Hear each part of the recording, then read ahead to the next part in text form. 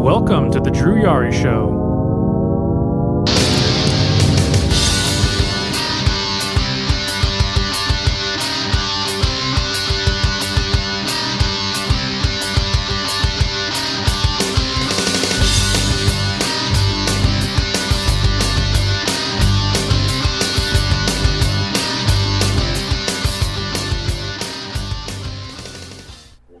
Hey, what's going on, guys? It's Wednesday. It's 9:04 p.m. Central Time here in San Antonio. And you know what day it is? It's Wednesday. It's the experience. It's experience time, people. We're about to experience you. Or you experience us, however you want it. But I'm the host of the show, Drew, and with me, as always, running this ship alongside me, Justin from the Morning Time Podcast and Spinebuster Tees, owner of Spinebuster Tees, SpinebusterTees.com. Right, and yeah, you heard it here first. Justin has been doing his new show, his new morning show, since Monday. It's a Monday through Friday podcast at 8:30 p.m. Central Time on YouTube. You can catch him every morning on YouTube. And if you missed the live show, he's got you covered. It'll be on Spotify right afterwards. Yeah. So, or you can just watch on YouTube as well, however you want to do it. But or you can watch it, yeah. Yeah, I was going to say, though, I was live when the Cargill news broke, so that was pretty cool. So, yeah, I mean, technically, I broke it in the chat room. But, yeah, I mean, ESPN broke it, and then I'm just saying when the news in general broke. Yeah, it's pretty big news, which we will cover. But, how are things, man? What's going on? Talk to me.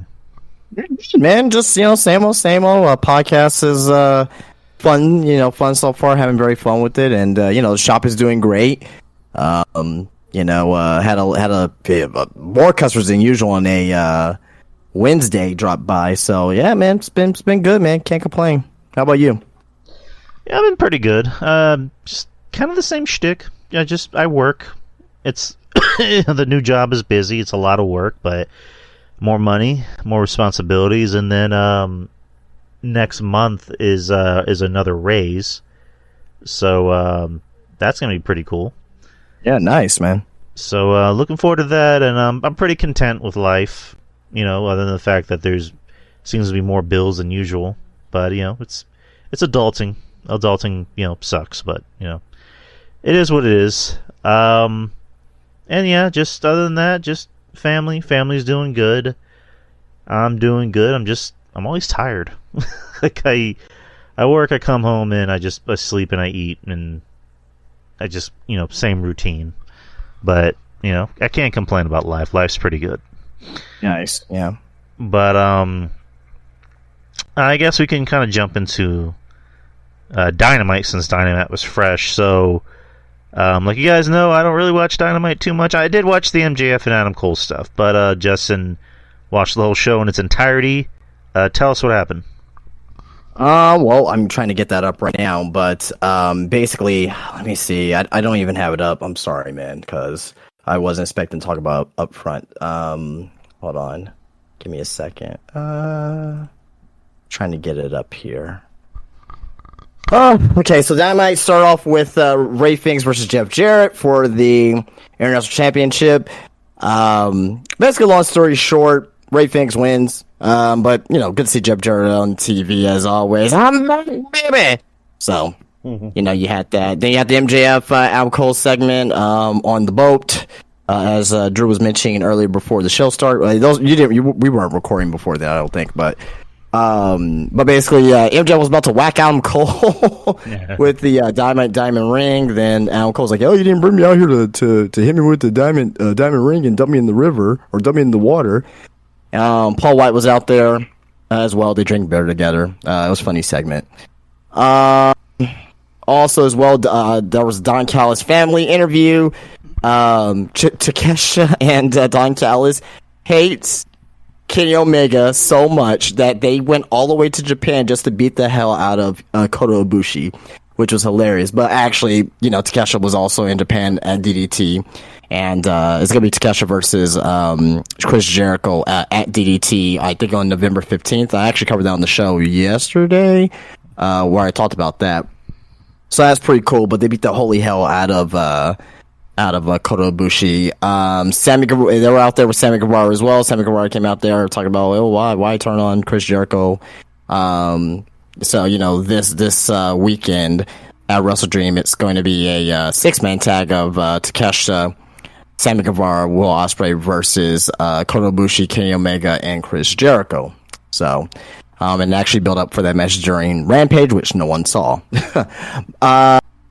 Three-way blind eliminator shot for the international title next week.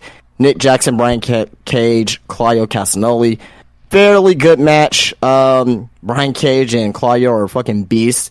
Nick was the high flyer here in this match, so everything meshed well. I thought Nick Jackson picks up the win to set up Nick Jackson versus Rey Fenix, which is, I think that's going to be a dynamic match. Adam Cole promo with MJF. Adam Cole stated that he has, he says he has a torn ligaments and he broke his ankle in 3 places, so he's going to need surgery. Roderick Strong and the Kingdom came out in a custom wheelchair. For some reason, Roddy Strong was still in his hospital gown for some reason. I guess he just came straight out of the hospital, straight to the arena. But which doesn't make sense either, because they were in Colorado, and I think Roddy was in Boston or wherever the hell he was at. I forgot where he was originally, where he got injured. But it was just funny though. But they had he had a custom wheelchair that says a Hot Roddy. And it looks like a hot rod type of logo. But anyway, after that, and to me, I think this is the very possibly the most important thing of the night. Switchblade Jay White came out to confront MJF, and they had a good back and forth promo. I love Jay White. I think he would have been fantastic in WWE. I want to see him go face to face against Seth Rollins, but I'm not going to sneeze at an MJF Jay White feud, maybe possibly, because I don't know where this is going. And at the very end of the show, which is it's getting spicy. It's getting spicy with this story here. So, but regardless, very good back and forth promo between MJF and Switchblade. I will say all the things to check out on this show, to check out this promo, and check out the final segment, the last minute of the show, because that was that's gonna be something. That piqued my interest on everything going forward with this storyline with MJF and now Switchblade Jay White, Roddy Strong, Adam Cole, and the Kingdom. Orange Cassidy met Jackson, Penta, and Austin Gunn in a fatal 4-way here. Orange Cassidy picks up the win. This was just a showcase match between 4 out of the 8 participants for the 4 corners tag team title match to get a shot at the AEW Tag Team Championships at I don't know. Well, it's not going to be at the pay-per-view, but it's going to be sometime in the future. So Orange Cassidy wins. Fun match. Wasn't anything breathtaking, but it was a fun match between the 4 there. Willow Nightingale versus Julia Hart. Really, I mean, the match overall wasn't fantastic or anything, but I'm liking the story that they're telling with Julia Hart with Willow. Willow didn't come out all bubbly and stuff because Julia spit the mist into her eye, blinded one of Willow's eyes. Willow had a gauze over her face, so Willow came out pissed off, as she should, which I like that detail. Came out and went up against Julia, and she was very aggressive in this match. Julia is improving in the ring. She's only 21 years old. We'll talk a little bit more about her once we review or preview, I should say, the Wrestle Dream card tonight. But she's on a 26-match winning streak now, and the last match that she lost was against Chris Statlander, who she's going to be going up against at Wrestle Dream. But Julia Hart did a fantastic. She has a very pretty moonsault, obviously, because she was in cheerleading before she got into wrestling. So she's going to naturally know how to do a moonsault pretty well. But the match overall wasn't great, but I think the character work here was very, very good from Julia Hart here. And in your main event, not in your main event, but your main event segment, Hangman, Adam Page, and Swerve Strickland. I'll be honest, Hangman was boring me here in this segment here. Strickland was doing a little bit better here, but they both signed the contract, and basically, Hangman got pissed off, stabbed Swerve in the hand with one of the writing pins on the table. And they brawled until the end of the show, which we thought was the end because I got myself in here into the lobby, into the Discord here, and was getting ready for the show here. But yeah, they put the AEW logo up. They pulled a Triple H. They put the rights reserved up, AEW logo, and at the very end, you see 4 men dressed in all black.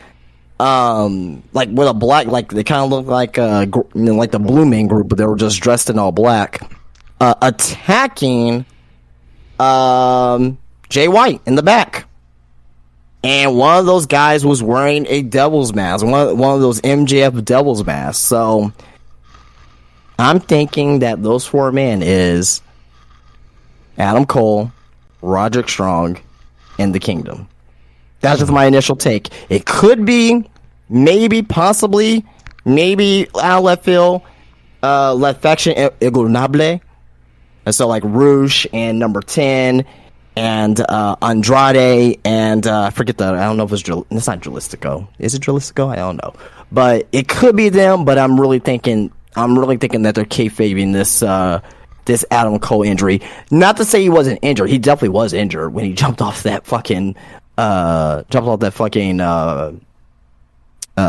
last week, but I'm thinking that they may be making this injury angle into a story. I think they were probably going to go with this anyway, but I think now it's probably even more evident that they're probably going to officially turn Adam Cole heel and MJF into the biggest babyface. But we'll have to wait and see. That got me very intrigued.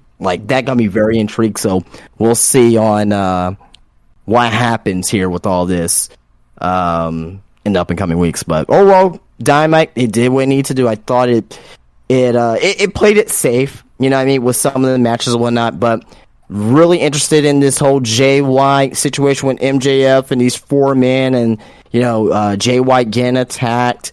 Very interested in, forgot to mention of the Darby Allin and Christian Cage interview as well. I thought that was a very good interview segment as well. It felt real on what they were doing there. So I'm very interested in what they're doing with Christian and Darby Allin at the pay-per-view. I'm interested in the match itself with Hangman and Swerve. I'm not fully invested in it, though. I'm just really to see if they're going to put Swerve over in his hometown. I'm going to hold my breath on that. I think they're probably not going to put over 3 Seattleans and Seattle on Sunday. So, but yeah, I'd probably give it about 7 out of 10 though for the show. All right then, that was Dynamite, people. That was the review for Dynamite.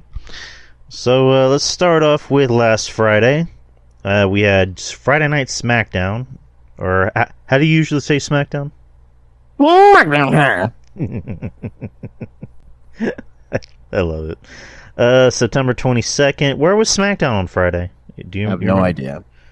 If anyone can tell me where SmackDown was, that'd be much appreciated. So John Cena kicked off the show just to kind of talk about everything that happened with the Bloodline from the previous week. And then AJ Styles came out and teased an alliance with John Cena. So afterwards, they requested a tag match against Jimmy Uso and Solo for SmackDown, but Adam Pearce, Jesus Christ. Adam Pearce. How many Adams in wrestling? Yeah, there's too many Adams. Too many Adams to start. Too many Adam P's. Jesus Christ, Pierce. I'm sorry. That's gonna happen a lot. I'm sorry, Pierce. Told him that matchmaking works different with the Bloodline because Paul Heyman has to be the one that kind of approves it from the big guy, Roman Reigns. So they had a contract in place with the Bloodline, Jimmy Uso, who thinks he's in the Bloodline, and Sol Sequoia. And they were saying, Paul, I think it was Paul Heyman who said any match but tonight, or any time but tonight. To where Pierce said, it's not tonight, it's going to be at Fastlane. To which Jimmy and Solo were fine with it. But Paul's a little flustered by it because he's supposed to be the one in charge while Roman is on vacation. So, we'll get to that a little later. The first match of the night was Santos Escobar and Rey Mysterio versus the Street Profits.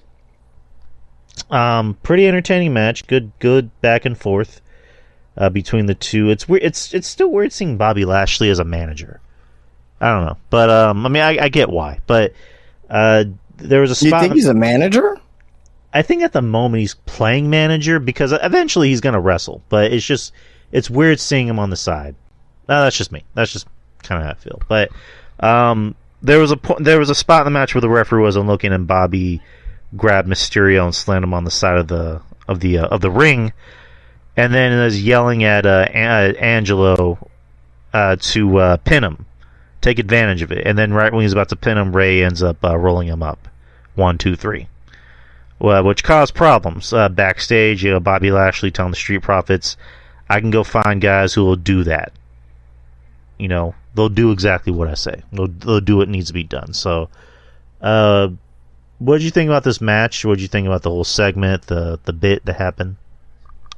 I mean, they're not gonna. These four are not gonna have a bad match. I said on the podcast on Monday, I thought it would have been. At first, I thought they would have had Ray and Santos go at odds here because they're gonna have their United States title match coming up. But having the Street Profits lose in order to build up the story of them needing to be more aggressive, needing to be more killers and vicious, is the better story that they need to tell right now. And I thought it was fine. I thought it was fine overall. Right. Where it could go is that eventually maybe Montez caves in and Angelo is like, I don't know about this. But I don't know, because I do like the Street Profits, but I do also think that they need more of an edge to them. So I kind of hope this doesn't go the way of they kind of pussy out and they just go back to square one. I kind of hope it. No, because they kind of doubled down on the bump today. So Bobby Lashley's on the bump with the Street Profits, and they kind of doubled down on which good. This. Which good. I'm glad. I hope it becomes a thing of they just think they need to learn. Or just do whatever Bobby tells them to do if they want to become a success. So I kind of hope that's the case because I do like them.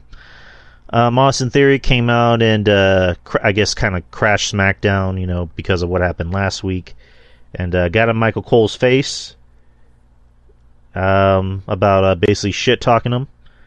And then when you get to the back, you got the Brawling Brutes who are pretty much shit talking Theory about what happened.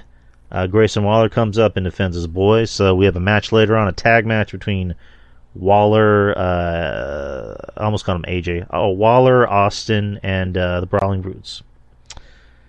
Next we had a match of the night, for obvious reasons. Asuka and Io Sky for the Women's Championship. Probably the first time they've wrestled each other in WWE. It's their first. It was their first one-on-one match. Right, but this match definitely lived up to the hype. These two are great. Io's great. Asuka has always been great. Really good back and forth action. These two had good chemistry. You kind of figured there'd be some gaga, especially when Charlotte came out and then Damage Control came out. And we talk about Charlotte real quick. Yeah, please. Why is she out there? Here is my theory, because you know what, me and my sister-in-law are watching it, and she said the same thing, why is Charlotte out there? And I just here is my analysis. She's out there to, I guess, the way WWE is trying to tell us, she's out there to level the playing field and make sure Damage Control doesn't fuck around. But we know why she's out there. Yes, we know why she's out there. Yeah. Yeah, but no, we need to talk about the real reason why she's out there. She's out there because she can't not do anything else but be around a fucking title. Yes, exactly. That's why I said we know why she's out there. Yeah, so it's stupid. And again, I mentioned this on my podcast that how come they cannot use Charlotte to build up other women? I don't care if she ends up being the women. Just have these women look good in the ring with Charlotte. I think Charlotte would be better utilized doing that. And eventually, yeah, she can go back and go after the title, but she doesn't need to be around the title. When she's always on TV, it's draining. It's draining, very draining. Right. No, I get you. I'm not disagreeing with you. But yeah, good back and forth action overall, and of course there was some gaga outside when Damage Control tried to get involved. Charlotte tried to level the playing field. No Shotzi, which I was expecting Shotzi to maybe be out there, but she wasn't. There was a distraction, which I'm fine with the distraction. The distraction actually made sense. It was a little clever-ish. And EO ended up capitalizing on it, did her moonsault, got the pin. 1, 2, 3. She's still the women's champion. Really good match. Great match. Yeah, it was very good, and they had the highest rating for their match. Yeah. So they had a higher rating than John Cena on the show. So that proves to you right there, and that's very encouraging to Jade Cargill, because Jade Cargill, she wants to come over, she wants to become, a huge name, all that stuff. Seeing that, and I'm pretty sure that she may got wind of this, that Asuka and Io had the biggest rating on SmackDown, or amount of viewers on SmackDown. For that particular show, more than John Cena, more than anything that the Bloodline was doing there, more than the whole AJ Styles getting beat down. You figured that will have the biggest number, but no, it was Io and Asuka. So that's excellent, and the ladies deserve it too as well. And that also shows you as well that if you put two good women's wrestlers in the ring with each other, and you kind of have a story behind it, a little bit of a story behind it, you can draw. So, right. So they deserve that, and very happy for them. I'm happy for them too, and I'm happy to hear that they had the best rated, not just segment, match, or just the best rated thing on the show, because it was a really good women's match, and I would say maybe the best women's match of the year. Not best women's match of the year. Let me kind of reiterate that. The best TV women's match. That's fair. Yeah, that's fair. I will put up there for best TV women's match of the year. Absolutely. I mean, it's fair to say it might even be maybe a top 10 women's match of the year. Maybe top 10. 10. Definitely like a lower, like literally 10. In WWE, yes, for sure. Okay, but great match. I love both of these two. I always forget how good Asuka really is. Sometimes, I mean, we always have that conversation of sometimes we take these guys for granted. Sometimes I take Asuka for granted. I forget how good she really is, and I adore Io. I think she's amazing. So, but anyways, next we get the Brawling Brutes versus Grayson and Austin Theory. Good match. Nothing to really write home about. It was really good and competitive. Theory and Waller getting the win. Their second win as a tag team. They seem to have pretty good chemistry so far. I don't have a problem with it personally, but it's working. So it kind of looks like it's going to go one way, but who knows? We'll see. But and then there was a segment with Pretty Deadly where Elton is continuing his road to recovery, quote unquote, pretending that he's paralyzed on the waist down, but all he has is a separated shoulder. It's just, I don't know, it's funny. But I don't know, how'd you think about that segment with them? Yo. Hello. Oh, sorry. I don't know how my mic muted. I'm sorry. Pretty Deadly. I wasn't, offended by it. You know what I mean? I like Pretty Deadly. I always like Pretty Deadly. You know what I mean? I'm just glad that they're not being put to wayside. So, yeah. All right. Did what I need to do.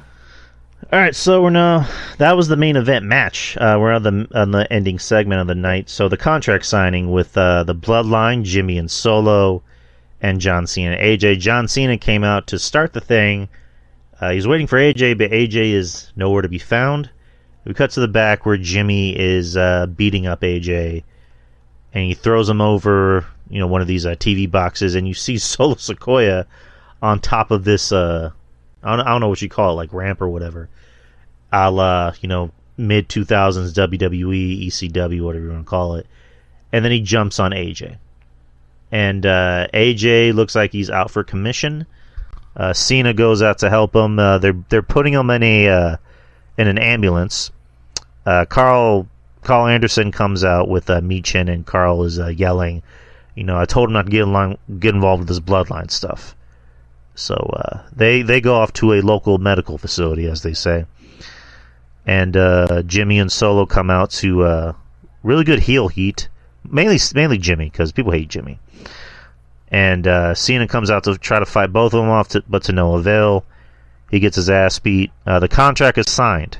So at the moment, until things change, which we'll get into the news of the night, or the news of SmackDown, which is, it looks like on paper we're getting a 2-on-1 handicap match with Cena versus Solo and Jimmy at Fastlane. So here's the news of the night. So originally it was supposed to be LA Knight to come out and make that save.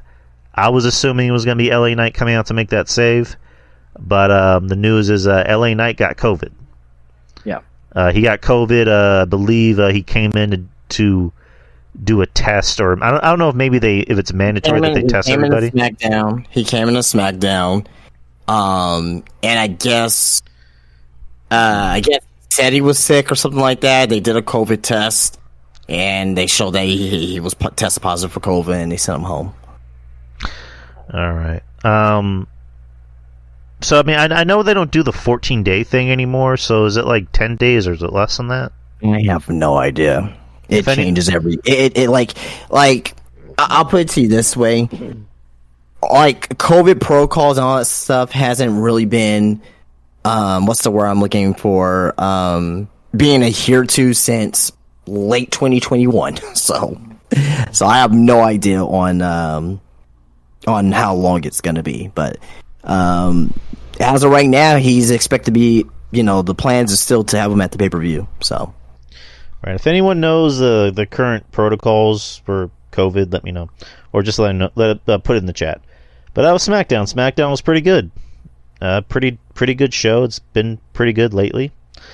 It was all right. Not better than Raw. I think Raw is superior to SmackDown right now. But it's better than than normal. Right. Speaking of Raw, we're gonna get to Raw. Raw was this Monday, as usual, September 25th, in the Toyota Arena in Ontario, California. The opening segment was Cody.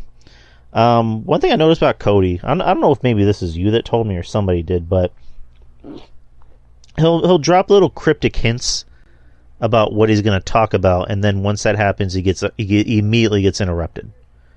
Been going on for like the last few weeks.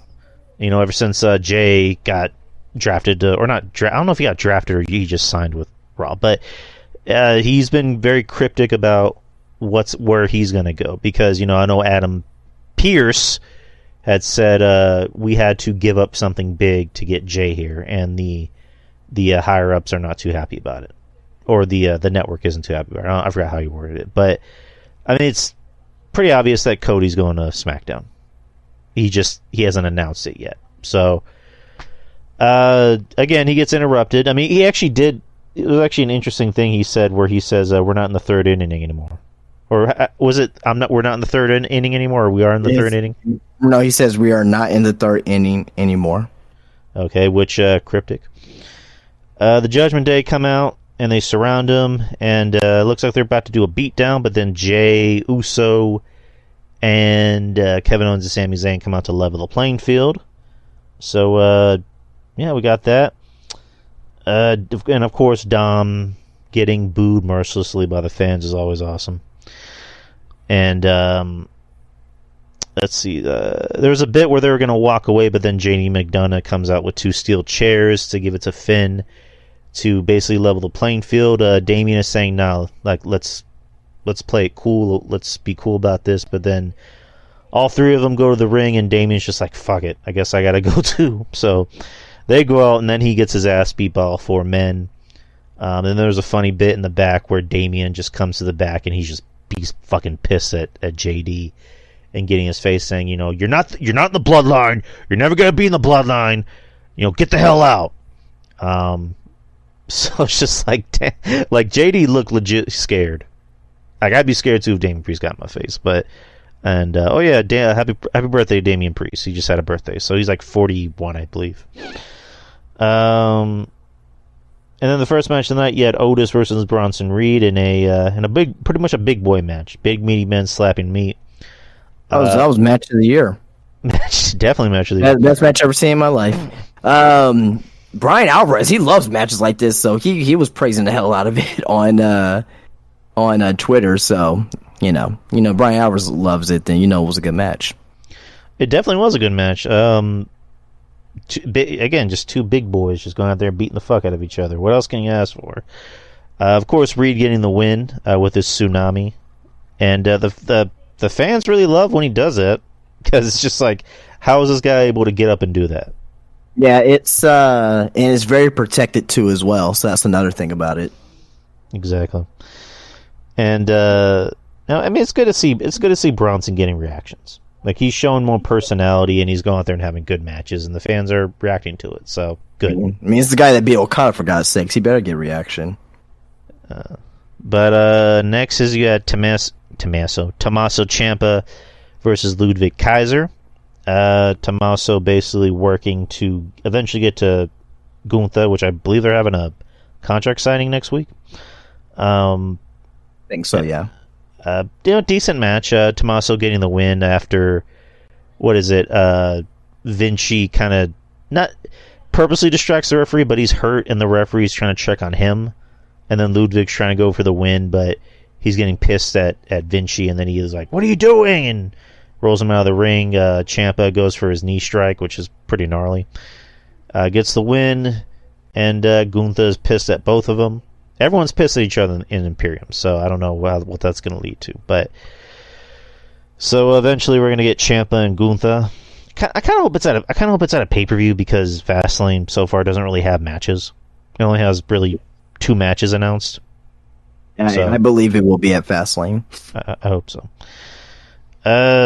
Becky Lynch and Tegan Nox had an exchange before their match, basically kind of playing off of what happened last week when Tegan was supposed to originally be the one that accepted the challenge, but then Natalya did, because they just gave it to her basically as a consolation prize for working the October show, or the the India show.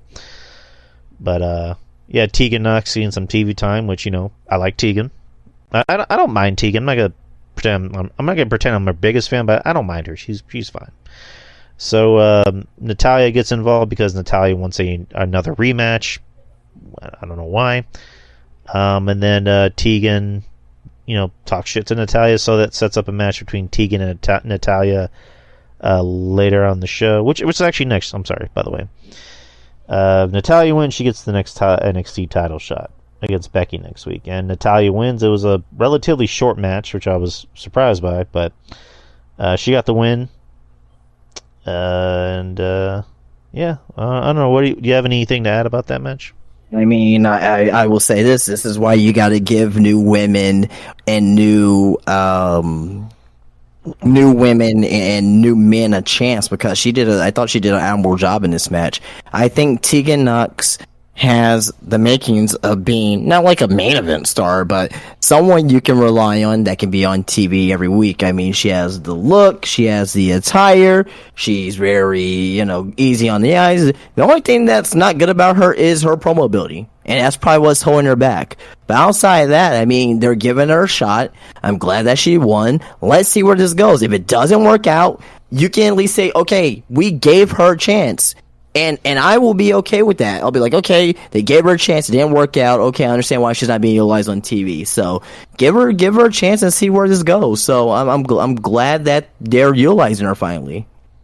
Yeah, I'm glad too. I want to see more women on the show. I want to see more people get opportunities because it seems like there's probably more women than men in the back that aren't really utilized that much.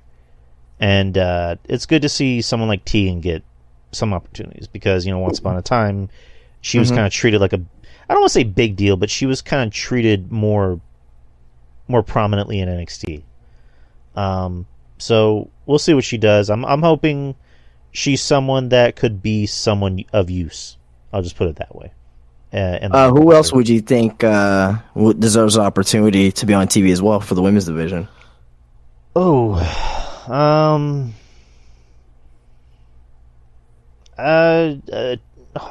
am I blanking on the name? Indy Hartwell. Okay, yeah. I like Indy. I mean, she's likable. She's, good-looking girl, and she's athletic. She's not. She has personality. I'll put it that way. I mean, she had more personality when she was with the Way. Whenever they took that away, she was kind of lost. But I want to see her get more of an opportunity because she's young and she's talented. So you need more of that on the women's roster. Candice, I don't mind. I mean, she's fine. She's likable. So do something with her because she's talented. She can kind of be that Natalia kind of figure of a leader for the women in the back, almost like a mother hen, if that's the best way to put it. But yeah, I mean, just use all these women, see what you can get out of them. Which sounds wrong, but you know what I mean. See what you can get out of them as far as talent. Yeah. Because it's just we can't all be using the same people. All the fucking time. It gets boring. But next is you had Seth Rollins coming out to address Nakamura. Pretty much just saying, Nakamura, let's make it happen anytime, any place. Nakamura appears on screen doing his usual heel shtick, which I love. I think is great. And, saying, your back is going to give out on you, your body's going to give out on you. You said name the time and name the place. Fastlane, last man standing match. And which means babyface wins. Yeah, pretty much. And then, but before we continue here, what do you think about Seth Rollins saying that he was the best in the world? Again, that's just him being cryptic or cheeky or whatever. I mean, because he's kind of had his feud, but not really much of a feud with CM Punk, where I think Punk kind of called him out for talking too much on Twitter, and then Punk, Seth replied, and then there was that one. I think was it SummerSlam where Seth said, "Go away, Phil. You're a cancer. No one likes you. Bye bye." So yeah. I mean that could mean something. That could also mean nothing. But who knows? No. It's like we've been saying for the past almost month. Wait and see. Seth goes on to cut a really long promo about if he's going to accept or not. But yeah, he accepts. So that's the match at Fastlane. And next we had the match of the night. You had Dominic Mysterio versus Dragon Lee in a really fucking good, hard-hitting, fast-paced, back-and-forth match. The fans like Dragon Lee. The fans are actually chanting, "This is awesome," which that can be overused, but in this case, it was a good thing because they weren't just liking Dom. They were liking Dragon Lee because Lee is really good. His stuff looks legit. He's got some thick-ass legs. He really does. I mean, Dom got a fucking black eye. So that just kind of shows it. And yeah. I honestly, I was kind of thinking Lee was going to win this, especially with, the news or what happened to, Ali. Ali got released and they couldn't have the match at No Mercy. So, and also Cody at the beginning of the show was saying something kind of funny where he was saying to Judgment Day, what's going to happen when Mommy comes back and every one of you loses your titles?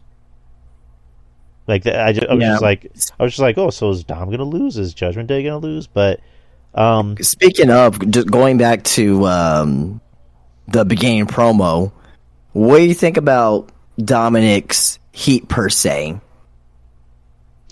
What do you mean? So, isn't it clear that they turned down his microphone? I mean, it's kind of a double-edged sword per se, because I know in the beginning you were kind of thinking maybe it was a little overused, but then you had mentioned that Matt Cardona was at a Raw and he was like, no, it's legit. Well, no, the heat's legit. I'm not saying that the heat's not legit. I think it's very much how it comes off on TV. Right. They make it seem like it's more than what it actually is. He gets legit heat, not disputing that, but it's clear that they turned down his mic because you can barely hear him when they start booing.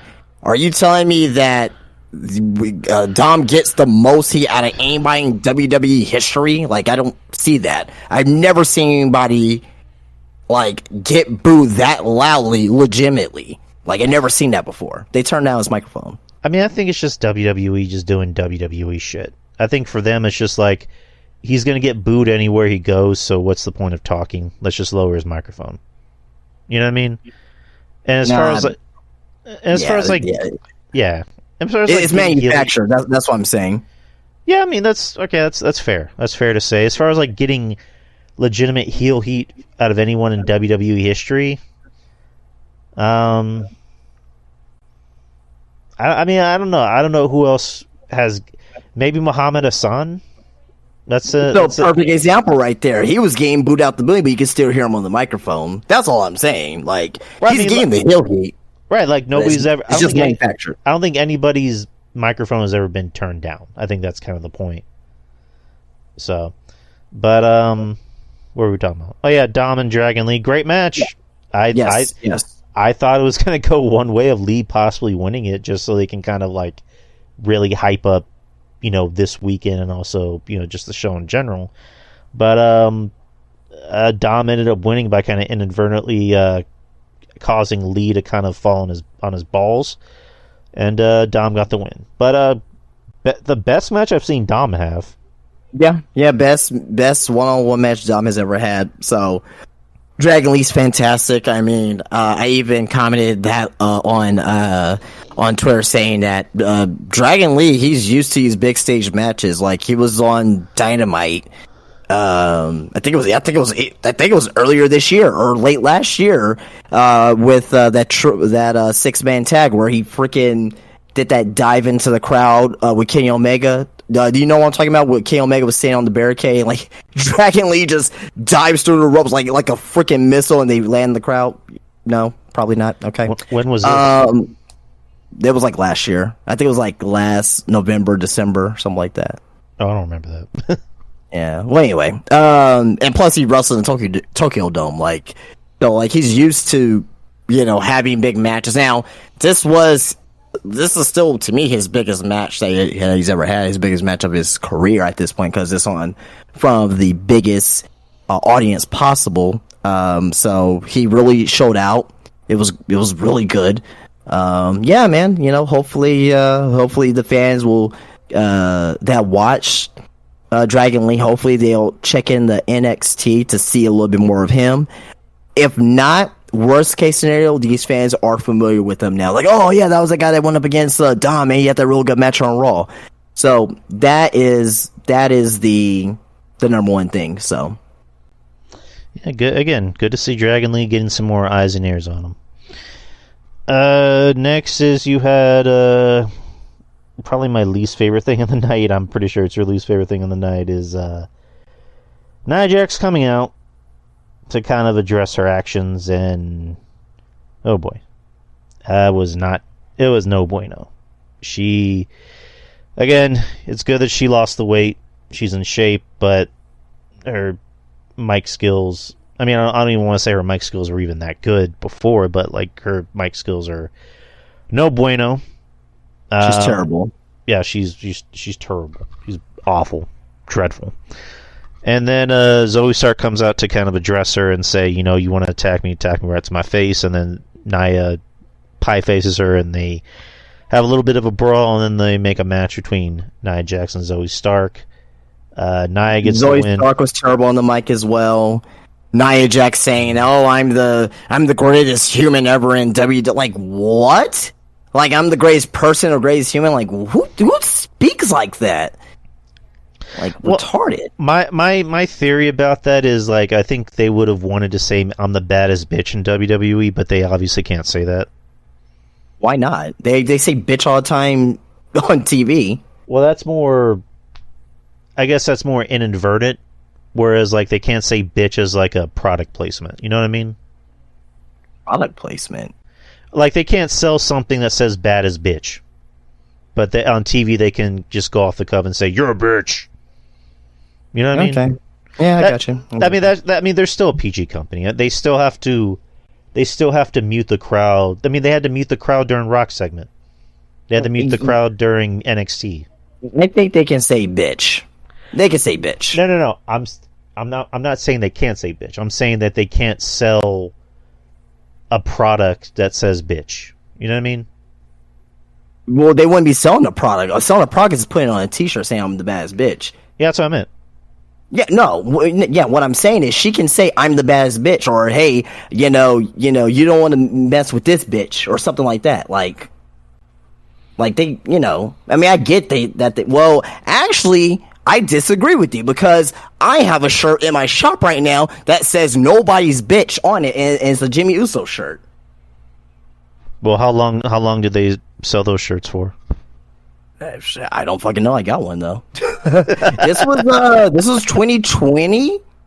No, I remember that. I do remember that. Nobody's bitch, but I don't even think those lasted long. Probably for I'm just spitballing. What would have changed though? I would have heard something about that, like going, "Whoa, they can't have products of curse words on shirts no more." I mean, if they bleep it out, I would assume they would bleep it out. But is the shirt bleeped out? No, it says nobody's bitch on it, literally. Like BITCH or like B asterisk? No, it says bitch on it. When you come in the shop, Nick, actually, I'll send you a picture tomorrow. I'll send you a picture tomorrow so you can see it. But, yeah. Point is, that promo sucked. Yeah, but, it was terrible. I mean, at least say I'm the baddest woman in WWE. I'm the baddest woman on the planet.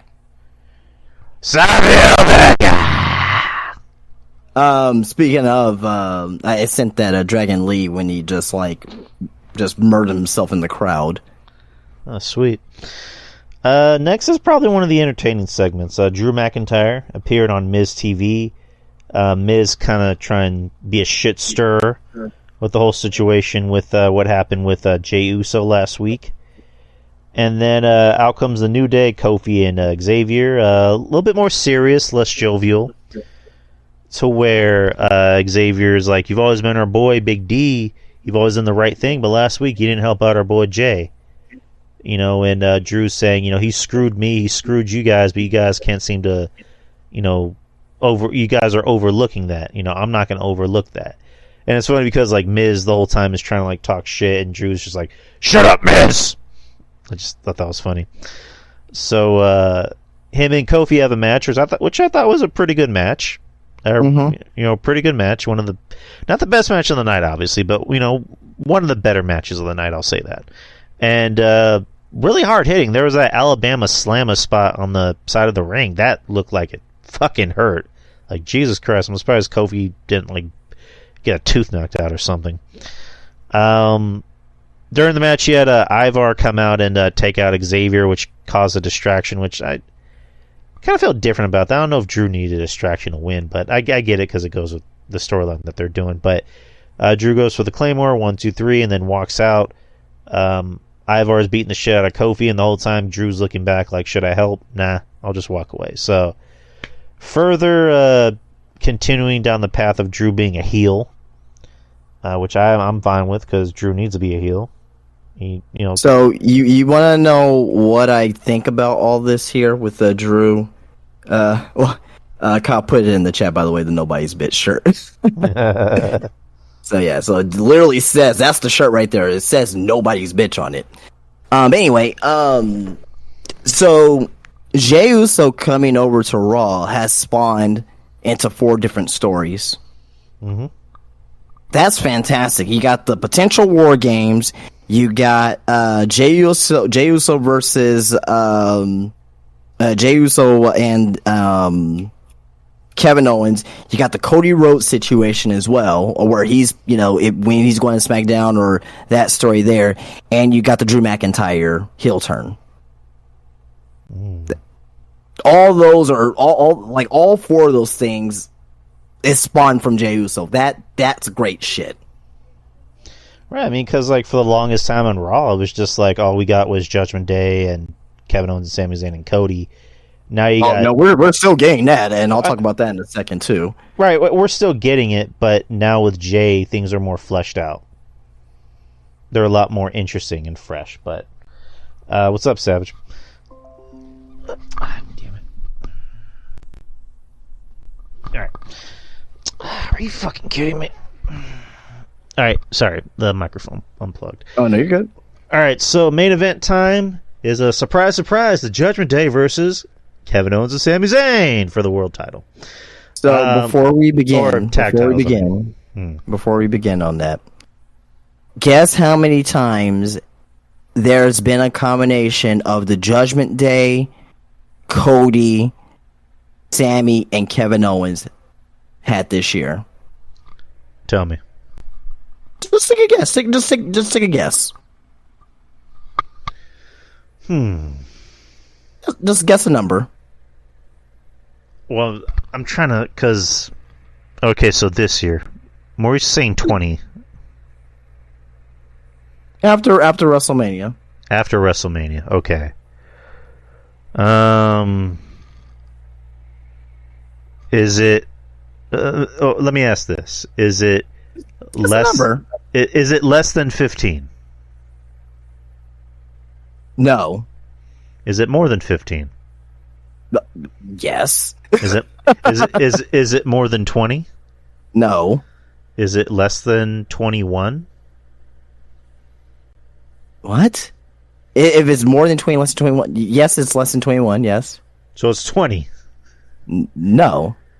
Is it 23? No, it's 16. Okay, god damn it. Okay, 16. Wow. So 16 combinations of that. That's terrible. Even though, and I said this on my podcast on Tuesday morning, my interest is peaking right now, so that's good because of what we're possibly going to get at War Games. So my interest is peaking right now, but fucking 16 matches, holy fuck. That's ridiculous. Yeah, I mean, again, it's the WWE thing of this is working. Let's exploit it. That's ridiculous. But nonetheless, main event, you had the tag team title match. Pretty good match. I mean, it was really good. It was still good. I mean, I don't think none of these guys had a bad match. So I mean, yeah, they don't have bad matches. It's just we've seen too much of it. But yeah. But a really good match. Again, it was one of those things of I thought it could have gone either way, just based off of what was going on in the show and with this segment. And then you also had Jey Uso in the mix, of Jey Uso being the guy of I'm going to make sure this shit, I'm going to make sure JD doesn't get involved. So they had really good back and forth. These guys obviously have great chemistry. They've been working with each other since Mania. I mean, they better have good chemistry by now. There was a bit in the match where Dom gets involved, and was it Cody? No, Jay came out to he took out Dom, and then JD tried to come out and get involved, and then Cody got involved, and JD's ass got thrown over the announcement table, which was fun to watch. And everybody does a thing of we're all going to get knocked out, and there's just going to be two people in the ring, and it's Sammy and Damian. Damian's in the corner by himself. Sammy goes for the not Blue Thunder Bomb, Halula Kick, and he's I guess selling the fact that it took him a lot of energy to kind of give that kick, and he's kind of stuck on the rope for a few seconds, and I'm like. I kind of act like a mark for a second, because, again, at the end of the day, we're all marks. And so I'm just pin him! I was doing that, pin him! And I guess he was waiting for the spot for JD to kind of hit him with the belt. And Damien gets the win. After the match, it ends in a brawl. Kind of like an old school episode of Raw. You know, it ends with a brawl to kind of end the show. And it's not one of those brawls of like, you know, the heels or the faces are the ones standing, you know, strong in the ring. No, these guys literally brawl to end the show. Like, they're still brawling by the time the show ends. But Raw was pretty good. I can't complain. Other than Raw was great, man. Raw was really great. That's the type of content that we as fans should want to see every week. So you have, like I mentioned, 4 different storylines spawned from the Jey Uso situation, and you had newish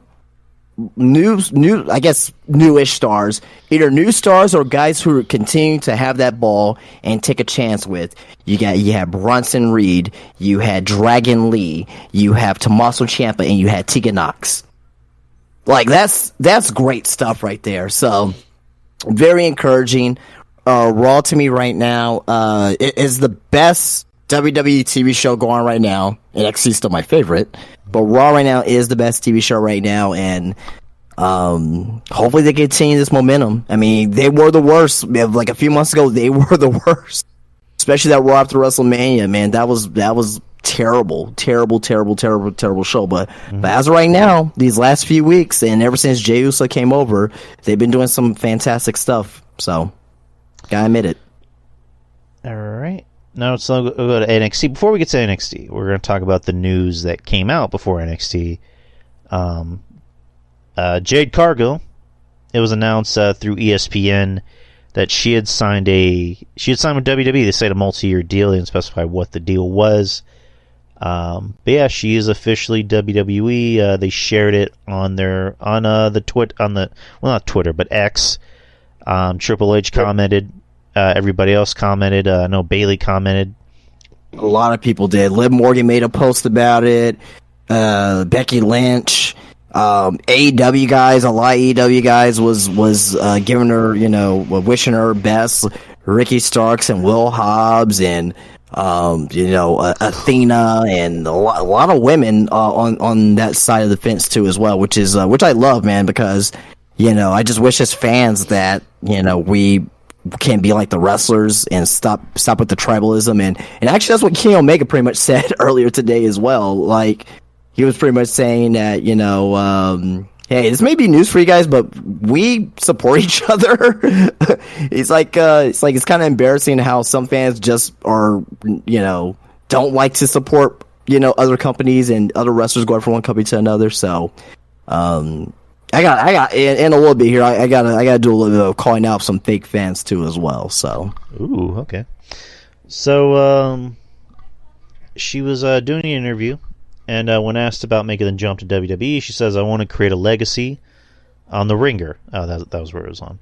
I want to be in the Hall of Fame. I want to wrestle with the best women in the world. I mean, there's no grander stage than this stage. The opportunities are endless with this company. It was a no-brainer. It was very welcoming. I didn't have any second thoughts about it at all. It was an easy choice. It wasn't easy, but it was easy. She also said that Cody Rhodes, who actually brought her into AEW, in 2020, played a equally vital role in persuading her to leave Tony Khan's promotion for WWE. She believes Cody Rhodes laid out the blueprint for others looking to jump from AEW to WWE following his return in WrestleMania of last year. He is phenomenal. I've seen what the business did for him. I've seen him just be the stellar athlete that he is. I didn't see it any other different from myself, but yes, he was one of the guys that led me to a great decision. And there are photos that she posted of her at the Performance Center training and shit. You should always bet on Jade because I'm a star in the making. I'm gonna keep my head down and work hard. I'm a worker. That's what I do. At the end of the day, my star power is undeniable. What I do in the ring is undeniable. I want to become a household name. That's what I'm here for. And she also realized she had to hold her own against the biggest names in WWE, many of whom have already reached the peaks she hopes to reach one day. And she already lists a name of superstars she's gunning for right out of the gate. Rhea Ripley, Charlotte Flair, and Bianca Belair. I want to take them all down. I'm here to take over and make a name for myself. Whoever wants it can come and get it. And Yeah, that's really about it. But yeah, I mean, it kind of seems like she's always wanted to be here, but now, obviously now's the perfect time. Cody, I mean, it's funny that she mentioned Cody being the one that kind of brought her here. Cody being that bridge, which Cody did say before, that if there are some AEW guys that want my advice about coming to WWE, I'll listen. So, AK, I'm gonna recruit. Exactly. But yeah, Jade's here. Jade's getting in shape, and when asked about which brand she's going to be on, she just said, I already know what brand I'm going to be on. You're just going to have to tune in to either Raw, SmackDown, or NXT to find out. So, yeah, Jade's here. Whether they call her Jade Cargill or change her to something else, at this point, I don't think they're going to change it. So, I mean, this is going to sound like a stupid question. Is Jade Cargill her actual name? Yes. Okay. I didn't know that was her name. That's what I was asking. But, yeah. So, Jade's in WWE, so good for her. Well, again, it's a wait-and-see approach. We'll see what she does. NXT. Okay, NXT, here we go. NXT was last night. The first match of the night was Butch and Joe Coffey in the Heritage Invitational Final. Pretty good match. Just what you expected from these two. Butch is good. Joe Coffey, I don't see enough of him, but from what I've seen, he's pretty good. And these two had good back and forth action. With Metaphor watching, and Butch got the win, so Butch will be facing Noam Dar at No Mercy. And yeah, that's really about it. What do you think about the match? I kind of went in depth on my podcast this morning, but I'll just say it was a very, very good match. I mentioned that both these guys are great. Joe Coffey, say what you will about his character, get it, maybe a little boring, but can't deny that he's not a good in-ring performer. So, yeah, pretty much. So. All right. Next, you had Trick Williams versus Joe Gacy. Trick coming out to, I believe it's new theme music with the Whoop That Trick part added into it, which the fans are loving it. Booker T's loving it. Is Trick one of Booker T's guys at Reality? Indirectly, yes, because I don't know if you see, but I don't know if you find Reality Wrestling, but like they sent NXT guys down there to do matches whenever they have their shows. So, and Trick was down there. He didn't have a match, but he had like a little segment with somebody, I think like last month or 2 months ago. So that's one good thing about Reality Wrestling and Booker T is that like he can indirectly get NXT guys on their show to get more practice in. So, all right, but Trick is over. People are loving Trick. He has the tools to be something big. I think he just based off of what WWE likes, I think he could be a bigger star than Melo. Because he looks like a star, he talks, and he can work. So he even has a catchphrase. So they love their catchphrases. So Trick got the win against Gacy in a pretty short match. And then later on, Trick talked to who is it? He talked to Melo, which Melo was kind of like in his own head, thinking about the contract signing, but it seemed like he was kind of blowing off Trick. And then later on the night, Trick ended up going to Shawn Michaels' office to kind of talk business, and added Trick to the Fatal 4-Way match, to which Trick told Tyler Bate and Dragon Lee Tyler Bate and Axiom about it, that I'm going to be in the match. So talk about that in a bit. Baron Corbin versus Josh Briggs with Fallon Henley. Baron Corbin got the win. Not really anything to write home about. Oh, and there was a bit in the match where, I mean, I like Josh Briggs. I think he's very underrated. He has the potential of being a breakout star next year in NXT. And also, as well, like he was very, very, very, very good and involved as well. So, the only thing I don't like is the cowboy shtick. If he breaks that up and becomes a little bit more serious, he could be a breakout single star, kind of like Julius Creed. I mean, he could be something. He has a unique look. I just wish he would kind of act more like an ass kicker. That's just me. There was a vignette or not really a vignette, but like there was a segment up for the whole night where the family, the tag team champions, were inviting different tag teams to their restaurant to kind of break bread, and I guess to eventually see who's going to face them at No Mercy for the titles. Eventually, they just chose everybody. So it's going to be a fatal 4-way for the NXT Tag Team Champions, which we'll get to on our predictions. Next is you had Out the Mud with Scripps versus Hank and Tank. Out the Mud won. What's your opinion on Out the Mud? Lucian Price and Nico Lima. The jury's still out on them. I still want to see more from them this paper, and I went into depth on this on the podcast this morning too. That I want to see them in this fatal 4-way match that is going to happen on Saturday, to really see like if they're going to be one of those guys I'm really going to draw towards to. But their gimmick is stereotypical. I kind of like it, so don't understand how Scripps got with them. I mean, I understand because there was the backstage segment last week, but it's kind of weird. But they just turned Scripps black all of a sudden again. Yeah, I was gonna say that, but I didn't want to say it because it's just like when they just turned him black again. He's like, "Oh, I'm black again." Oh, yeah, but anyway, the jury's still out with them. You know what I mean? But again, they're young, they're new. I'm not gonna judge immediately. I'm gonna give them time and see where they go. All right, and then a package was shown to hype up Becky and Tiffany Stratton at No Mercy. Blair Davenport talking about Gigi Dolan warned her basically, keep talking shit, I'm gonna fuck you up, and then later on she assaulted her. So they couldn't have a match because she assaulted Gigi Dolan. And then next you had the strap match with Dijak and Eddie Thorpe, which was entertaining. I liked it. I like Dijak. He entertains me. His gimmick entertains me of him trying to serve up justice for the NXT locker room. The whole time he's talking shit to Eddie Thorpe's family. That little girl, was that Thorpe's daughter or his sister or something? This is niece. His niece, okay.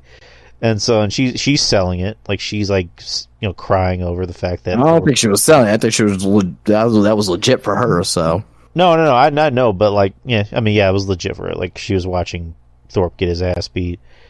Thorpe ended up getting the win, but at the end, Dijak, got his revenge and just started. Got his justice. Yeah, got his justice. And just talking shit to Thorpe's family. I thought that was great. Alright, next you have Thea Hale coming out to a new look. New theme music, actually. It's funny when she came out to the Chase U music, JC Jane was like, nah, cut that shit and play her music now, which I actually liked her music. Like it was actually kind of cool. I'm kind of pissed off that it's not on Spotify yet, but JC is no longer, or not JC, but Thea is no longer the rah-rah innocent Chase U girl. Yep, she's having her full Julia Hart transformation. I love it. And Hale got the win against Danny Palmer. Yeah, and Danny Palmer's gonna be in the breakout tournament too as well, so be on the lookout for her. There you go. Afterwards, we had a vignette which showed a mysterious figure sitting down and watching television from the 90s, watching a Cincinnati news channel along with the Cincinnati Bengals training, and also WCW Saturday Night with Brian Pillman Sr., which kind of shows you who that is. Essentially, it's going to be Brian Pillman Jr. Making his NXT debut pretty soon, and from the looks of it, they're gonna let him keep his name. He's gonna be Brian Pillman Jr. He's not gonna be Braun Breaker or whatever. He's gonna be Brian Pillman Jr., which good. It's good that they're kind of putting the gas behind him with these vignettes. So let's see what they do. I mean, what do you think about this? About the vignette? I mean, I thought the vignette was excellent. Yeah, I went to depth earlier today. Talked about this. Him most likely being Brian Pillman Jr. And also as well, they're gonna debut him soon in the next few weeks. So usually with NXT, they usually give him 2 or 3 vignettes, and they have him debut. So we should see him debuted fairly soon here. So very excited about that. And he should be an instant mainstay star on the show. So yeah, I'm looking forward to it. I like him. I think in AEW is kind of given not really a fair shot. I mean, because when the Dark Side episode came out, they tried to do something with him, but I don't know what happened. I mean, there's been different talks. I mean, some people say attitude problem. I don't know, but I mean, hopefully in NXT that's not or WWE is not the case. So I forgot to mention too as well, and this kind of reminds me, with the Brian Pillman situation, with the Jade Cargill situation, these fucking fake fuckers on Twitter are no good pieces of shits, and this is the reason why I hate wrestling tribalism. Mm-hmm. I'm going to put this in the chat. There was a tweet from this guy, WWE Gareth, and Jade Cargill put something out. This is back on last June of 2022, June 6, 2022. She says, y'all wild if you think this girl will beat me. When I beat her ass, don't jump on my train. Keep that energy. I think this is when she was talking about Marina Shafir. Remember with that whole situation with Marina Shafir and the whole JD thing where JD was like, he was like, oh no, I don't want to see this match. And they just kind of like, we talked about it last year. I don't know if you remember that. No, I remember. Okay, so Garrett said should probably learn how to wrestle first, talking about Jade. Then, I think it was yesterday, it was on Tuesday when Jade got signed to WWE. There's a little graphic that says Jade Cargill is all WWE, is supposed to be all elite. The same guy says, done deal, welcome to the team. Since she was in AEW, you didn't like her, right? Now she's in WWE, you're gonna like her. What is going on with these fake fans? I don't understand it. As Jade said, keep your same energy. Keep your same energy. If you don't look, I just put it in the chat right there. Like, you can read it yourself. If you don't like somebody, keep the same energy. Don't switch up because they go to another company. They go to the company that you like. Oh, I'm an AEW fan, so when the WWE guy comes over to AEW, I'm going to like him, and vice versa. Oh, I'm a WWE fan, and when the AEW guy goes over to WWE, I'm going to like him. This shit has to stop, man. This shit has to stop, man. I'm serious. And I'm glad I have a platform now to call these people out on it. Granted, my following's not super big as of yet, but, if it does, man, I hope my voice goes further because it's just fake. It's just fake. You're not a true professional wrestling fan at the end of the day. Like, you can like who you like, you can hate who you hate or whatnot, but just keep your same energy. Keep the same energy. Don't be a fake fuck. Don't be a fake fuck and switching back and forth. Like, it's retarded. I'm sorry. Right. Yeah, I mean, I get where you're coming from.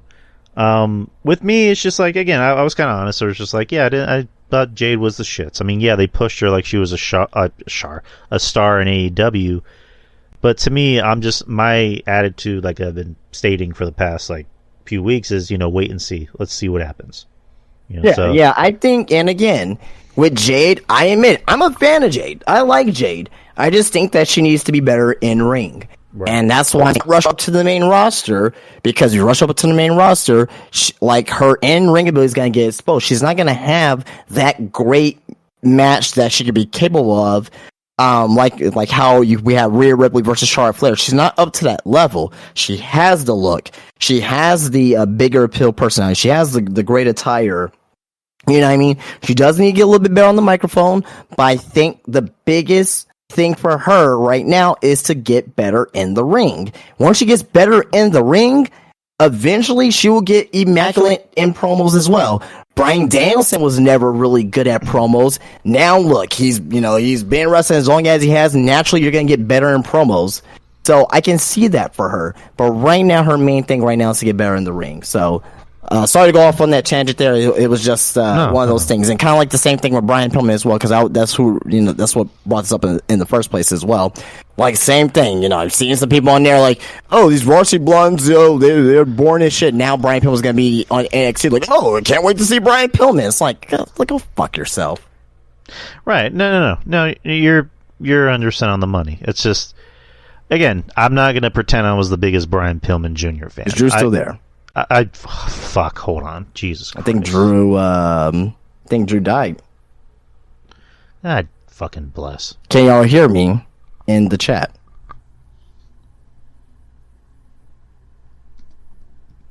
Gareth killed Drew. Okay. All right. We'll hold on.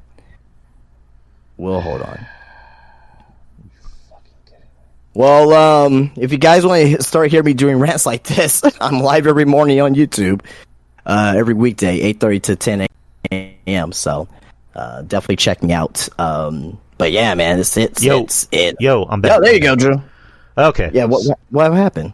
I think I accidentally my foot kind of hit the microphone. Oh, okay. So I had to kind of switch back the sources, but okay. Like I was saying, kind of to piggyback wherever you were saying, it's just like, yeah, I mean, there are fake fans. Like I try to be honest. I'm just honest about how I feel. Like, again, I wasn't the biggest Jade fan, but to me, it's just like, I'm interested to see what she does in the WWE. So let's just wait and see. Same thing with Brian Pillman Jr. I absolutely wasn't the biggest. I'm not gonna sit here and pretend I was this massive Brian Pillman Jr. fan, but to me it was just like, that's a guy who had potential. So what he can do in this WWE setting, and also based off of the vignette, I mean, they're going to play off of his legacy. So, and WWE loves their legacy people. Legacy. And also another name, Cody. Like, I didn't hate Cody in AEW, but I would say I wasn't a fan of what Cody was doing away from wrestling. Like, I wasn't a fan of the politicking and how he was trying to be both Captain America and Homelander at the same time. If that makes sense. I guess I'm in the minority. I liked Cody's AEW run. There were some things that weren't great, obviously, right? But as to anyone's run in any company, there's gonna be some good stuff. There's gonna be some bad stuff. But I was always a big fan of Cody. Right. I didn't like the Gaga. I'll just put it that way. I like Cody the wrestler because out of everyone in AEW, I felt like he was someone that was kind of taking it more seriously. Just my opinion. As far as like being someone who was in like tip top shape, like the guy was like cut. He's still cut, but I was just being honest. When he came to WWE, I'm like, all right, let's see what he can do. Because I know he's good, but let's see if he can be that star. And he became a star, and he realized, he even like said in a tweet. One of my friends kind of said this in a tweet. John Draper is a friend of the show, which was Cody finally realized maybe I should stay off of Twitter and just do my job. Right. And I wonder. Oh, go ahead. I'm sorry. Yeah, I was basically just saying, Cody. I think Cody just stopped booking himself and just let other people book him. I'll just put it that way. Yeah. I was gonna say real quick. I wonder how many WWE elitists are gonna be pissed off that Edge is going to debut at Wrestle Dream on Sunday. Oh yeah. There's gonna be a lot of pissy people. There's gonna be a lot of pissy people. So get ready for that. So. Oh yeah. There's It'll happen, people. If it's going to happen in AEW, it's going to happen with WWE. You're going to see the people saying, Edge broke my heart. Edge betrayed me. I hate Edge. Edge is a bastard. Oh. It's like, whatever. If that happens, I'm just going to be like, yeah, cool. Edge is making money. Yeah, that's the main thing, man. Happy for him, man. He gets to still make money, Tony Khan's going to open up that checkbook to give Edge... Shit. To give Edge as many zeros as he wants. But anyways, going back to NXT. So NXT had the number one contender fatal 4-way match for the North American Championship. Now with what's his name? Trick Williams. I'm sorry, Trick Williams, Dragon Lee, Tyler Bate, and Axiom. really good match with all four of these guys, as you would expect. Dragon Lee is really fucking good. Dragon Lee had his coming out party on Raw. Love Dragon Lee, man. Man. Mm-hmm. He was so good in New Japan. He was very good in AEW when he had the time there. He's fucking great in WWE, so love Dragon Lee. No debating there. Tyler Bates always been great. Big strong boy. Axiom is pretty good. He's entertaining. And Trick Williams is over as fuck. Maybe not over as fuck, but he's over. He's over. People love him. He's over. Yeah, he's over. He's getting better in the ring as well. He's getting better in the ring. I mean, by all means, that's still his weak point, but there's improvement. Just kind of like with Julia Hart, as I was talking about her, she's showing improvement as well. Tiffany Stratton. So it's good to see all these fresh faces that's in wrestling now get improving. So good stuff. But the end of the match being that everybody basically did their moves on each other, and Trick inadvertently falls on who did he pin? Was it Axiom or Bait? I think it was Axiom. Yeah, he inadvertently falls on Axiom and gets the pin. So Williams kind of accidentally wins the match, but he wins the match. So it's going to be Williams against Dominic this Saturday for the title. Dominic was not too happy. He in his words, he just wanted to spend Saturday with mommy eating chicken tendies. He calls them chicken tendies. What is he, 7 years old? Well, I mean, I don't know if you saw that thing. I think it was on the bump or something. I saw it. That Damian Priest and Finn was like, who's the most picky eater? They were like, Dom. All he orders is chicken tenders. He called them chicken tendies. Exactly. Oh man, I don't know. When I heard chicken tendies, I went, he seriously just said chicken tendies, didn't he? He's a douche. But yeah, he wasn't too happy. So he's told Shawn Michaels, this isn't your show, this is my show. And Shawn Michaels decided to make Dragon Lee the special guest referee. So we'll see what happens. And what else happened? Oh yeah, it wasn't a main event. It was the last show. Last segment of the night. You had Carmelo Hayes come out to talk to Ilya Dragunov to sign the contract. Good back and forth. Carmelo Hayes saying something that was kind of interesting, where he said, I'm not, he was just naming random people that Dragunov beat, and then he mentioned Williams, or he said, I'm not Trick. And then you see Ilya go, oh. And so he has to kind of cover that up, so that kind of furthers the storyline with those two. So I'll say this here, and we'll talk about it when we go over the predictions, but as of right now, we know that whenever Trick Williams turns on Melo, Trick is going to be considered the heel. But in all reality, Carmel's the heel in this situation, because he was the one that was ignoring, Trick in the back. He's the one that's dying Trick. He's the one saying, "Hey, I'm not like Trick Williams." So it's really, Mel's really the heel in this situation, exactly. And Trick is really the babyface. I was telling Jeff Lippman that I don't want Trick to be the heel, because Trick is starting to get over. He's getting over, and Melo.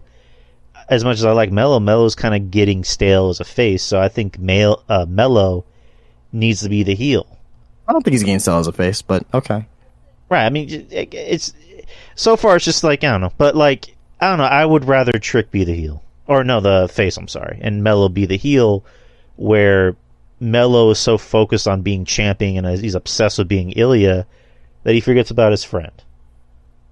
So, I don't know. I think Trick needs to be the face, just in my opinion. But and then the show ends with Baron Corbin and Braun having a fight, where they end up going through a wall in Shawn Michaels' office. So setting up that match on Saturday. But so before that, great segment by the way. But before that, Baron Corbin choke slams Braun Breaker on top of the hood. And all of a sudden, Braun just sits up like he's the Undertaker. I was like, "What the fuck?" Hey, he's a Steiner. Oh my god, he just literally sat like the Undertaker. His eyes were open, hey. Holy shit, man. Hey, he's got that Steiner blood in him. Oh my god, that was hilarious. I love it. But that was NXT, people. As far as news goes, I really just have two things. I talked about the Jade thing. I guess we can kind of talk a little bit about the Matt Riddle thing because it's kind of little bit of an older issue. But Matt Riddle got released officially last Friday. He put on X, just wanted to inform everyone that I'm no longer with WWE. Thanks for the memories and opportunities. Also, thank you to all the fans for the support and love you gave me every time I go out in the ring. See you all soon. This kind of stems from a lot of the trouble that Matt Riddle's been getting into. The most recent one being at the JFK airport, where he claims that he was sexually assaulted, and then he took down the tweet and just put, "I'm never coming here again." There was also conflicting reports that he was too intoxicated to get on the plane, so we really don't know. But we talked about, I think we talked about this in your shop a while ago, and we've pretty much been talking about this ad nauseum, that Riddle.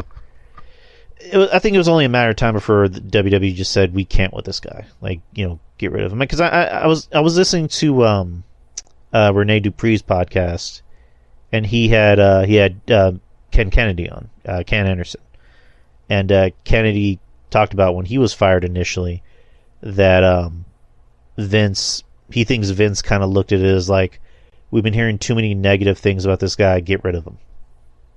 Like, that's how he kind of looked at it, as to his firing. That kind of sounds like it's the way with Riddle, where Riddle, for the past pretty much 3 years, he's been kind of having a stink on him. First with the with the assault allegations with that one girl, was it Candy Cartwright, and then everything going on in his personal life. Him having to go to rehab, and him just for no reason putting up like pictures and videos of him swinging his dick around. And then what is it? A screenshot of text messages from another porn star who said he was like sending her like really just graphic text, which I believe we actually covered on the show once. But and then also the airport incident. But yeah, Riddle's gone. Again, I hope the best for the guy. I hope he kind of cleans his life up and just realizes, I'm a father. I also had a career. Let me try to be better, not just for myself, but for them. So I'm hoping nothing but for nothing for the best for this guy. He's already getting offers from a fellow MMA company. So hopefully he cleans up his act. But quick thoughts on Matt Riddle. I mean, I went over this extensively on, I think it was Monday. I don't really have a lot to say about it that I haven't already said already. I really hope that, he cleans himself up, but, if he cleans himself up, maybe he'll go to, AEW, you know what I mean? Or he'll be in the Indies. The Indies are going to want him regardless, because the indie promoters, they don't care if you're impaired or not. Just look at fucking Beyond the Mat.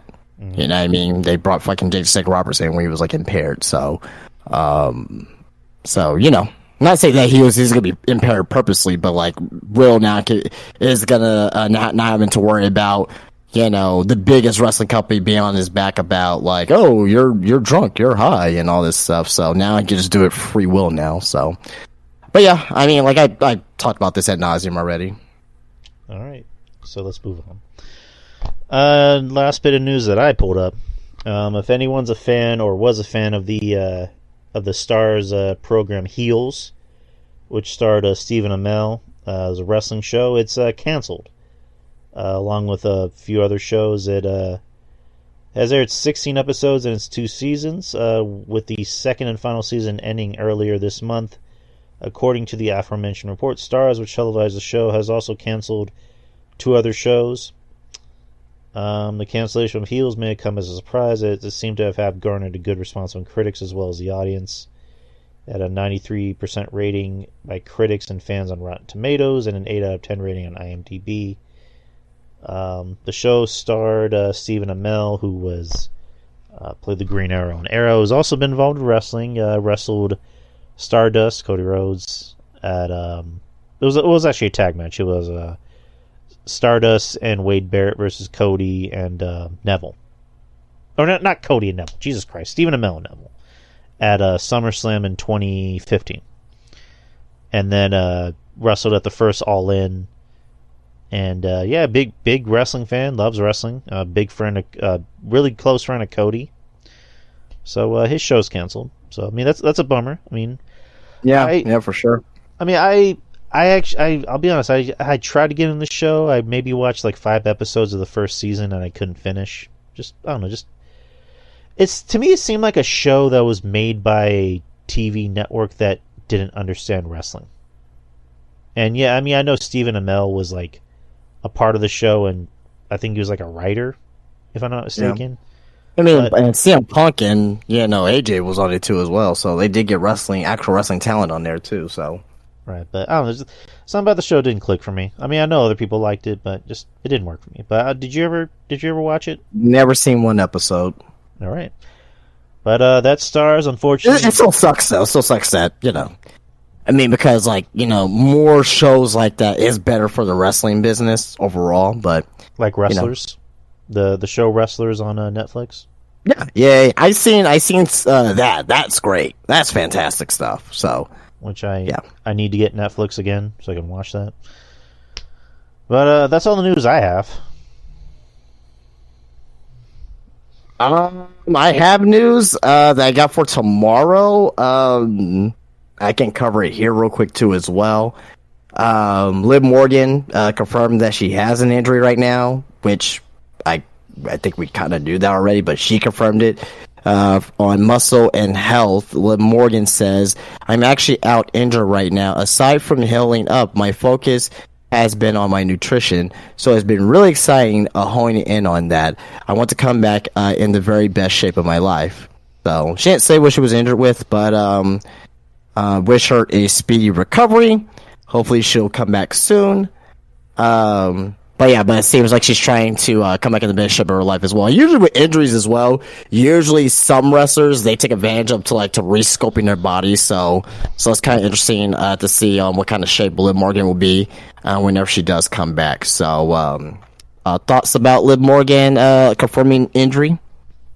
I mean, it sucks to get injured, but I'm not the biggest Liv Morgan fan. I mean, I recognize that she's someone that has improved from the time that we saw her, in NXT, wearing the backwards baseball cap and then come out and join Riot Squad. So, I mean, she's someone that I always got the impression that she wanted to try and get better in the ring and not just be, a good-looking girl. So, I mean, she's got fanfare. The people like her. They wear her shirts, and so she seems like a sweet girl. So here's hoping to a speedy recovery. All right, and I got more news tomorrow, but for tomorrow's podcast, but I'll go with this one here as well because this is I won't say it was a hot item and it came back up today again with this whole all-in attendance.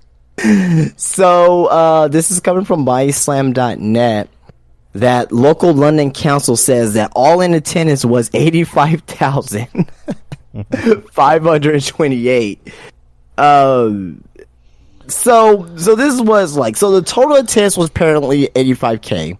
The paid attendance was apparently 81K, and the turnstile count was 72K. All I gotta say is that wherever the official number is, it's still a goddamn impressive number regardless. AEW should be very proud of that. But as of right now, I guess the paid attendance is what they're going off of right now. So the A1K is the legit number. But hey, at the end of the day, man, whatever number it is, I think it's super awesome that they were able to get that turnout. Overseas, their very first big stadium show. That was overseas. So so at the end of the day, it's great. So thoughts about that? I don't give a shit about it. It's to me, it's just yeah, they supposedly sold out a show. They supposedly didn't sell out a show. It's like, at the end of the day, they still got 70, close to 80,000 tickets. That's still impressive. Can we? I don't care about it anymore. Honestly, it is what it is. It happened. Let's just move on. I'm done. All right. So now we just got these shows to review or predict. I mean, so this Saturday is gonna be No Mercy. NXT No Mercy will be in Bakersfield, California, in the Mechanics Bank Arena. And how many matches? So far, there's 6 matches, which that looks like it's the way it's going to be. It's maybe 7, or we may get a pre-show match with Kalani, Jordan, and Blair Davenport, possibly. All right. So let's start it off. British Rounds Rules match for the NXT Heritage Cup. Noam Dar versus Butch with Tyler Bate in his corner. Noam Dar is going to win. Should be a fantastic match. I love these styles of matches, the British rules matches. I think Noam Dar is fantastic. Obviously, Pete Dunne's great as well. So they had great matches in NXT UK. So I don't expect anything less. So, but I am going with Noam Dar to retain. Yeah, more than likely he's going to retain because he just... I get his whole shtick is that he needs the Heritage Cup to kind of feel better about himself, I guess. So, yeah, give it to Dar. Otherwise, he'll get depressed. He'll be depressed about himself. He can't live without it. Let's see. Fatal 4-Way Tag Match, NXT Tag Team Championships. The Family versus OTM versus the Creed Brothers versus Los Lotharios. I'm going with the Family to win here.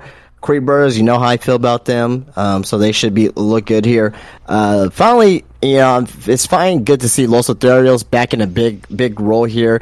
They're my dark horse to win the titles here. And Lucian Price and Bronco Nima, the jury's still out with them. This match here is going to tell me a lot about them, if they are ready or if they still need some seasoning. So hopefully they do well. We need another tag team in NXT, a strong tag team. So I want them to do well, but I'm going with the Family to win. Yeah, I give it to the Family. I mean, they're popular. They're over. I like Los Lotharios. I personally think they should be in the LWO and not the other two guys. What are their names? Joaquin Wilde and Cruz. But that's just Cruz de Toro. Yeah, that's just me. But I think they're talented. I mean, they came up together in with the Sergio Electra Lopez. Them two, and Santos. So, but I mean, RJ, or maybe they could just add him in. It could just be like the NWO in 1998, where you had like 25 people in it. Right, I mean, RJ makes it very clear. Like Angel Garza's dad was in the original LWO. Yeah. So, but that's neither here nor there. But OTM, I don't know enough about, so we'll see how they kind of rise to the occasion in this match. The Creed brothers are great. They're always great. They're great, but they have a little shade of green. But they're overall great. For sure. That's what NXT's for, is to not be learn. You know what I mean, and not be as green once you go up to the main roster. Yeah, exactly. But Family's gonna win. Dirty Dominic Mysterio versus Trick Williams for the NXT North American Championship. Dragon Lee will be the special guest referee. I still think Dirty Dom's gonna walk out as champion. I'm seeing this here. So I'm seeing two things here with this that involves Trick Williams for the main event possibly, but I think Dirty Dom is gonna retain. Trick Williams gets upset, frustrated, and it may end up leading to something in the main event possibly. If not the main event, definitely on NXT in the up and coming weeks. Right, like he's gonna be mad, and then he's gonna go up to Mello, and Mello's gonna be like, "Oh, I didn't see your match, bro." Like you do something with that. So, but yeah, Dom's winning, more than likely, which is likely. Baron Corbin versus Braun Breaker.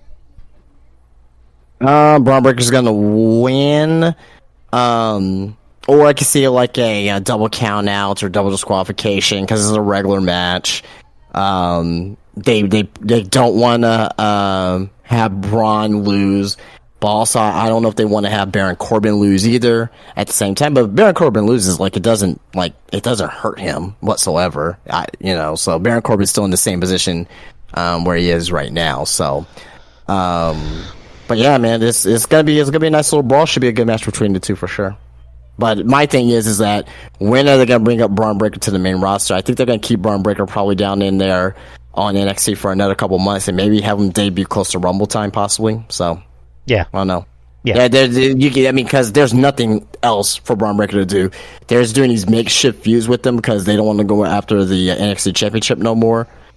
So now just putting them in these makeshift feuds. So, I think with Braun, they want to kind of take their time because they know they want to make this guy a star.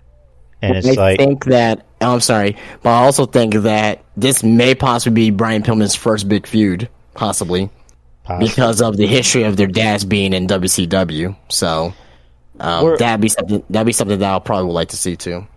Were there ever any, feuds or, matches between the Steiners and Pillman?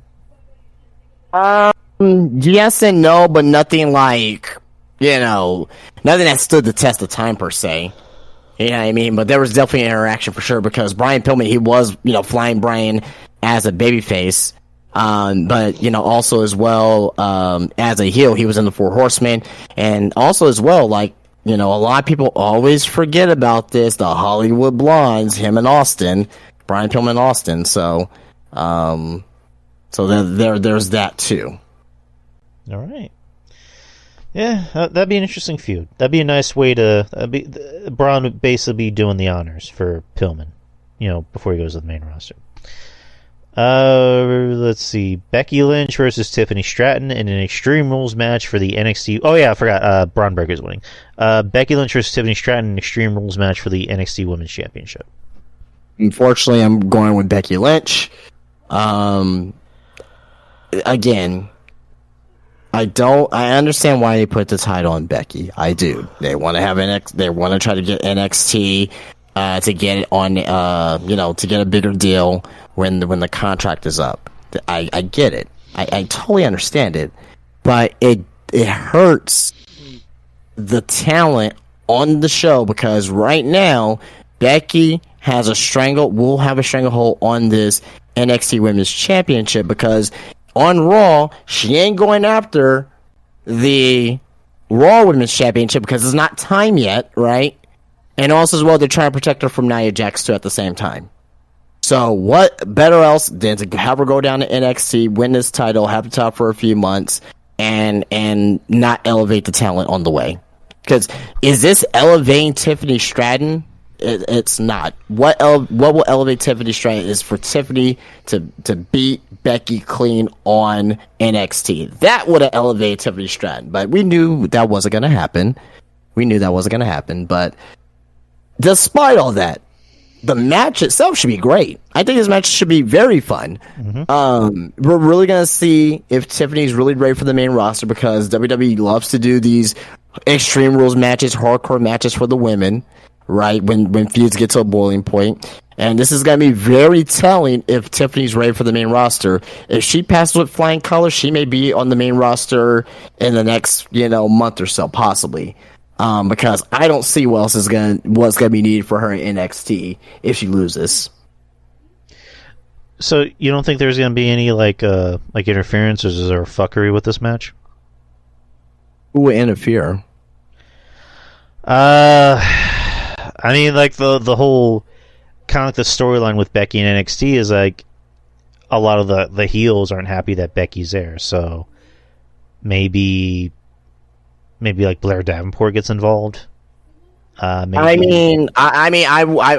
wish, yeah, I would definitely wish that would happen, but I mean, at the end of the day, interference or not, she's walking out with that title. Okay. It doesn't matter. She's walking out with that title, at least for now, unless if Jade Cargill, comes out there that's the only other thing. But as of right now, I definitely don't see that happening. I actually don't want to see that to happen yet. Let Jade develop first before we put her back on TV. Okay. I think this should be a fun match. It should be fun. Tiffany hasn't been in a hardcore match before, so it should be fun. I mean, I think she can take it. I mean, she's a buff girl. She seems like someone that would want to do this. And Becky has proven she can do hardcore. So, but yeah, Becky's walking out. And I don't know if that'll be the main event or this, but yeah, the NXT Championship match: Carmelo Hayes versus Dragunov. So with this here, there's two things that can happen. I can see Trick Williams coming out, scoring over Mel. Ilya Dragunov wins and becomes the NXT champion. Trick Williams has a one-on-one feud with Carmelo Hayes without the title. Or Carmelo beats Dragunov, and afterwards, Trick Williams comes out, tries to, congratulate him, blindsides him, and, we end the show with Trick Williams, turning heel. Either way it goes, I think Trick Williams is going to possibly play a role at the end of the show for one reason or another. If I'm wrong, I'm wrong, but, that's the way I feel. Well, for the match itself, I think this, again, they had a great match last time.